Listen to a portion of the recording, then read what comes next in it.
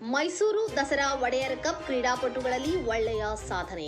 ಹೌದು ವೀಕ್ಷಕರೇ, ಪ್ರತಿ ವರ್ಷದಂತೆ ಈ ವರ್ಷವೂ ಕೂಡ 2025-26ನೇ ಸಾಲಿನ ಇದೇ ಸೆಪ್ಟೆಂಬರ್ ತಿಂಗಳಿನ ದಿನಾಂಕ 25, 26, 27ರಂದು 3 ದಿನ ನಡೆದ ದಸರಾ ಮಹೋತ್ಸವದ ಶ್ರೀ ಡಿ ದೇವರಾಜ್ ಅರಸ್ ವಿವಿಧೋದ್ದೇಶ ಕ್ರೀಡಾಂಗಣ ವಸ್ತು ಪ್ರದರ್ಶನ ಆವರಣ, ದೊಡ್ಡಕೆರೆ ಮೈದಾನ, ಮೈಸೂರಿನಲ್ಲಿ ನಡೆದ 9ನೇ ವಿಶೇಷ ಚೇತನರ ಮಹಿಳೆಯರ ಪಂಚ ಕುಸ್ತಿ ಪಂದ್ಯಾವಳಿಯಲ್ಲಿ ಬಂದಂತಹ ಪ್ರಥಮ, ದ್ವಿತೀಯ, ತೃತೀಯ ಸ್ಥಾನಗಳು.